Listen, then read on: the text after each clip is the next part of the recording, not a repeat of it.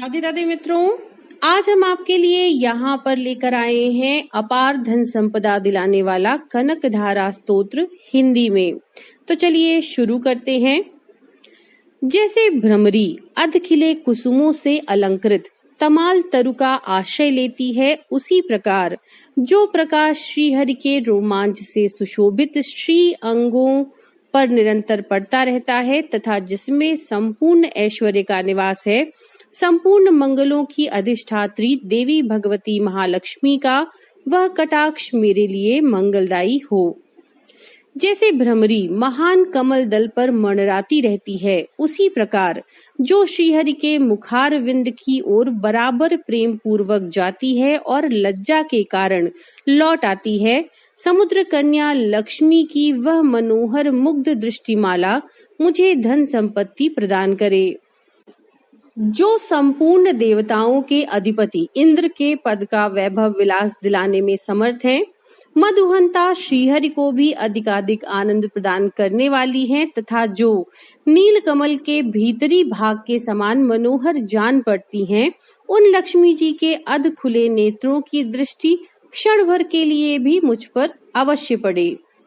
शेषशाही भगवान विष्णु की धर्मपत्नी श्री लक्ष्मी जी के नेत्र हमें ऐश्वर्य प्रदान करने वाले हों, जिनकी पुतली तथा बरौनिया अनंग के वशीभूत हों, अधकुले किंतु साथ ही निर्निमेष अर्थात अपलक नयनों से देखने वाले आनंद कंद श्री मुकुंद को भी अपने निकट पाकर कुछ तिरछी हो जाती हैं। जो भगवान मधुसूदन के कौस्तुभमणि मंडित वक्षस्थल में इंद्र नीलमयी हारावली सी सुशोभित होती हैं तथा उनके भी मन में प्रेम का संचार करने वाली हैं, वह कमल कुंज वासिनी कमला की कटाक्षमाला मेरा कल्याण करे।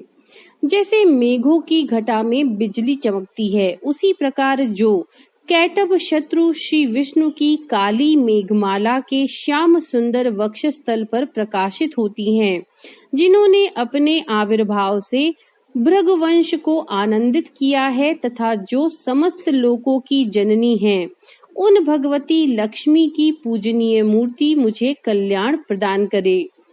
समुद्र कन्या कमला की वह मंद अलस मंथर और अर्धोन्मीलित दृष्टि, जिसके प्रभाव से कामदेव ने मंगलमय भगवान मधुसूदन के हृदय में प्रथम बार स्थान प्राप्त किया था, यहाँ मुझ पर पड़े। भगवान नारायण की प्रेयसी लक्ष्मी का नेत्र रूपी मेघ दया रूपी अनुकूल पवन से प्रेरित हो दुष्कर्म रूपी धाम को चिरकाल के लिए दूर हटाकर विषाद रूपी धर्मजन्य ताप से पीड़ित मुझ दीन रूपी चातक पर अनुरूपी जलधारा की वृष्टि करे। विशिष्ट बुद्धि वाले मनुष्य जिनके प्रीति पात्र होकर जिस दया दृष्टि के प्रभाव से स्वर्ग पद को सहज ही प्राप्त कर लेते हैं, पद्मासना पद्मा की वह विकसित कमल गर्भ के समान कांतिमयी दृष्टि मुझे मनोवांछित पुष्टि प्रदान करे। जो सृष्टि लीला के समय वाग देवता अर्थात ब्रह्म शक्ति के रूप में विराजमान होती हैं तथा प्रलय लीला के काल में शाकंभरी अर्थात भगवती दुर्गा अथवा चंद्रशेखर वल्लभा पार्वती अर्थात रुद्र शक्ति के रूप में अवस्थित होती हैं, त्रिभुवन के एकमात्र पिता भगवान नारायण की उन नित्य यौवना प्रेयसी श्री लक्ष्मी जी को नमस्कार है। हे मात, शुभ कर्मों का फल देने वाली श्रुति के रूप में आपको प्रणाम है। रमणीय गुणों की सिंधु रूपा रति के रूप में आपको नमस्कार है। कमल वन में निवास करने वाली शक्ति स्वरूपा लक्ष्मी जी को नमस्कार है तथा पुष्टि रूपा पुरुषोत्तम प्रिया को नमस्कार है। कमल वदना कमला को नमस्कार है। क्षीर सिंधु सभ्यता श्री देवी को नमस्कार है। चंद्रमा और सुधा की सगी बहन को नमस्कार है। भगवान नारायण की वल्लभा को नमस्कार है। कमल सदृश नेत्रों वाली माननीय माँ, आपके चरणों में किए गए प्रणाम संपत्ति प्रदान करने वाले, संपूर्ण इंद्रियों को आनंद देने वाले, साम्राज्य देने में समर्थ और सारे पापों को हर लेने के लिए सर्वथा उद्यत हैं। वे सदा मुझे ही अवलंबन दें। ताकि मुझे ही आपकी चरण वंदना का शुभ अवसर सदा प्राप्त होता रहे। जिनके कृपा कटाक्ष के लिए की गई उपासना उपासक के संपूर्ण मनोरथों और संपत्तियों का विस्तार करती है।